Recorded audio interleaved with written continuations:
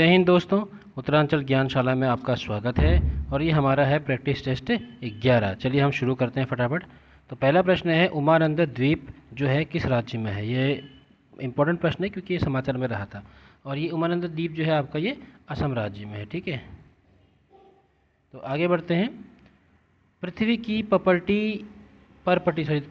परपटी पर दूसरा सबसे प्रचुर तत्व कौन सा है। तो ये पहले तो परपटी मतलब होता है आपका क्रस्ट। तो आपको पता होगा ऊपरी से सतह होती है क्रस्ट। मेंटल कोर आपने भूगोल में पढ़ा होगा, ज्योग्राफी में पढ़ा होगा। तो इसमें दूसरा सबसे प्रचुर तत्व कौन सा होता है। तो एक ट्रिक है वो सियाल करके।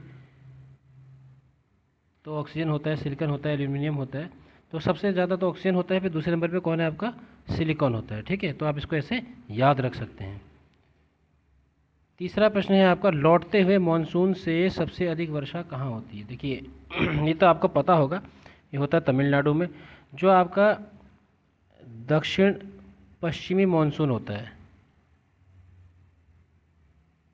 ठीक है, इंग्लिश में कहें तो साउथ वेस्ट मानसून, ये आपका जब लौटता है तो अक्टूबर नवंबर के आसपास जो भारत का ये वाला तट है, तमिलनाडु का क्षेत्र है, जो ये वृष्टि छाया क्षेत्र यानी कि ये शेडो रीजन में, रेन शेडो रीजन में पड़ता है। जब मानसून ऊपर से नीचे को जब जा रहा होता है, मानसून की हवाएं जब जा रही होती है, बारिश जब जा रही होती है, तो ये छाया क्षेत्र में पड़ने की वजह से यहाँ बारिश नहीं होती, लेकिन लौटते समय मानसून में यहाँ पर बारिश होती है। ठीक है, बाकी आपने ज्योग्राफी में डिटेल पढ़ा होगा, तो मैं आपको सिर्फ प्रैक्टिस और रिविज़न करा रहा हूँ। ठीक है, भारत में आयकर इनकम टैक्स की शुरुआत किसने करी, ये आपको बताना है। तो आपको पता होना चाहिए, ये आपका जेम्स विल्सन थे।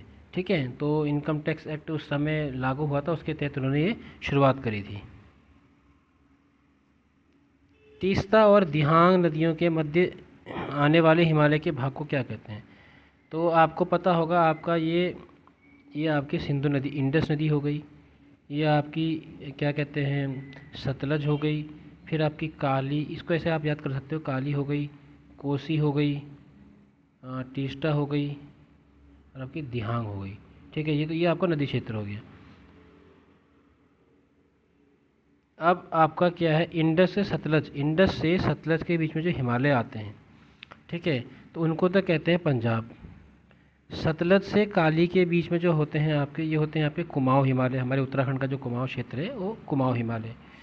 फिर काली से कोसी, पूरा काला ये कह सकते हो आप, नेपाल, ऐसे याद रख सकते हो। ठीक हो गया। उसके बाद आपकी कोसी से लेकर तीस्ता तक आपका होता है सिक्किम। फिर तीस्ता से लेकर दिहांग जो आपका नदी है, वहाँ तक का जो हिमालय आते हैं पूरे पूर्व उत्तर में, वो होते हैं असम हिमालय, एकदम आपके नॉर्थ ईस्ट की, ये अरुणाचल प्रदेश के किनारे तक। तो यह आपका हिमालय का ईस्ट वेस्ट वाला विभाजन है। और एक विभाजन आपका उत्तर दक्षिण वाला होता है, जिसमें आपके महान हिमालय, बीच में मध्य हिमालय और आपके शिवालिक हिमालय, ये सब होता है। तो ये आपने भूगोल में पढ़ा होगा। तो यहाँ पर हमारा उत्तर कौन सा हो गया, असम हिमालय। ठीक है, तो ये आपको ये याद रखना है। अलार कलाम कौन थे। तो बुद्ध के शिष्य। तो ये आप इसको, आपको पता है तो डायरेक्ट कर सकते हैं, बौद्ध के गुरु थे। इन्होंने ये दीक्षा इनसे ली थी इन्होंने, नहीं तो आप इसको एलिमिनेट करके भी देख सकते हो। ये बहुत महत्वपूर्ण क्वेश्चन है, important. Lieutenant general retired Rajesh Pant समिति संबंधित है। तो ये संबंधित है, अगर आपको आता है तो आप बताइए, नहीं आता है तो आपको देखना है। ये है साइबर सुरक्षा। तो राजेश पंत जी जो थे, ये सिग्नल कोर के थे। और ये ये जो साइबर सेना के अंदर जो हेड, जो साइबर ट्रेनिंग के हेड थे, वो यही थे। काफ़ी मतलब इस साइबर सिक्योरिटी में काफ़ी दक्ष व्यक्ति हैं। तो इनकी ही अध्यक्षता में साइबर सुरक्षा से संबंधित जो है समिति बनाई गई थी। उसके बाद अगला एक प्रश्न है, किसने depressed classes mission of India की शुरुआत की थी। ठीक है, तो ये आपका जो है, ये शुरुआत की थी आपकी विट्ठल रामजी कामले ने। एक मिनट, गलत टिक हो गया, विट्ठल रामजी शिंदे ने, सॉरी। तो ये विट्ठल रामजी शिंदे ने किया था, और ये जो शोषित वर्ग है उनको शिक्षित करने के लिए किया था। और ये किया कब था, ये 1906 में किया था। ठीक है, तो ये आपको याद रखना है। फिर हम आगे बढ़ते हैं।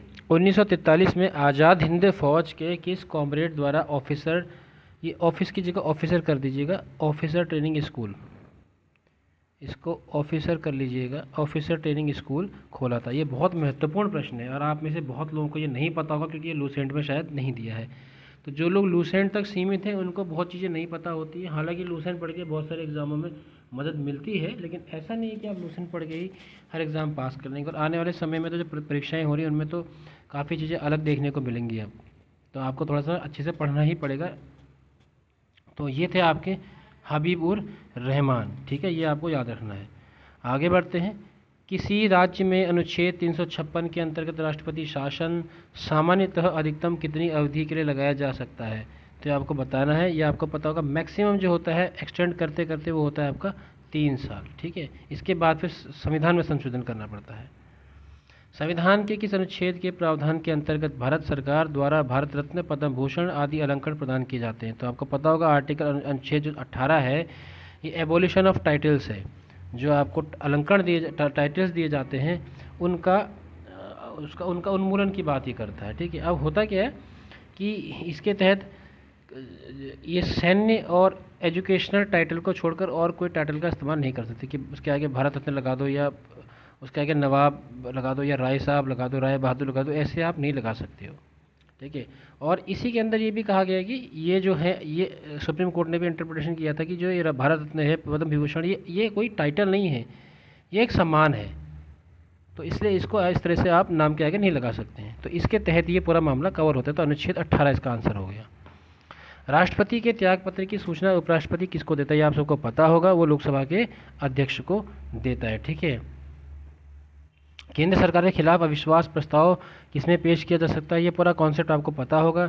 जो आपका केंद्र सरकार होती है, आपका प्रधानमंत्री, मंत्रिपरिषद होता है, वो लोकसभा के प्रति जिम्मेदार होते हैं। तो ये काम जो होता है केवल लोकसभा में होता है, ठीक है। तो ये आपको पता होगा पूरा कॉन्सेप्ट। भूधान योजना की शुरुआत किसने की थी?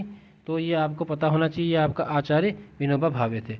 तो 1951 में इन्होंने ये शुरू की थी, ठीक है। 47 में देश आज़ाद हुआ, 51 में फिर उस समय ज़मीन की हालत बहुत ख़राब थी तो 1951 में शुरू की। तो 1951 में तेलंगाना राज्य में जो संपन्न साहूकार थे उनको भूमिहीन किसानों को ज़मीन दान देने के लिए प्रेरित किया, ठीक है। कहाँ हुआ था? तेलंगाना में। उस समय जो तेलंगाना हुआ करता था, अब तो वो राज्य बन गया है। तो अब आपको बताना है कि तेलंगाना की राजधानी क्या है, ठीक है। ये आपको कमेंट बॉक्स में बताना है। जो ऐसे प्रश्न होते हैं उनको आप बताइए और देखिए, ये आपको कहीं ना कहीं फ़ायदा पहुँचाएंगे। तो ये आचार्य विनोबा भावे उसका उत्तर है। राज्यपाल को हटाने के लिए राष्ट्रपति को किसकी सलाह की ज़रूरत पड़ती है? तो किसी की सलाह की ज़रूरत नहीं पड़ती क्योंकि राष्ट्रपति के प्रसाद पर्यंत ही वो राज्यपाल जो है पद धारण करते हैं, ठीक है ना। 16 मई 2022 को निम्नलिखित में से किस अभ्यारण्य को देश का 52वां बाघ अभ्यारण्य घोषित किया गया? ये आपको पता होना चाहिए, रामगढ़ विषधारी अभ्यारण्य, ठीक है। तो इसको अब 52वां अभ्यारण्य घोषित किया गया। कहाँ है ये आपका राजस्थान में है। राजस्थान में टोटल कितने हो गए? 5। सबसे ज़्यादा कहाँ है? मध्य प्रदेश में। किस गांव को भारत का पहला 24x7 सौर ऊर्जा संचालित गांव घोषित किया गया? ये बहुत इंपॉर्टेंट है, ये न्यूज़ में भी था तो आपको पता होना चाहिए। गुजरात का मोढेरा गांव है, ठीक है। मेहसाणा जिले के अंदर है, मोढेरा गांव पड़ता है। किस शहर ने 2022 में आयोजित अखिल भारतीय राजभाषा सम्मेलन की मेजबानी की? तो ये की थी सूरत ने। प्रधानमंत्री श्री नरेंद्र मोदी ने स्वच्छ भारत के प्रति उनके जुनून और दूरदृष्टि के लिए किस शहर के तुर्तुक के लोगों को सलाम किया? तुर्तुक कोई जगह होगी या कोई कम्युनिटी होगी, तो तुर्तुक के लोगों को सलाम किया। बहुत ही महत्वपूर्ण प्रश्न है, किसी एग्ज़ाम में ज़रूर आएगा, ठीक है। ये है आपका लद्दाख। ऐसे प्रश्न आपको उत्तरांचल ज्ञानशाला पर ही मिलेंगे।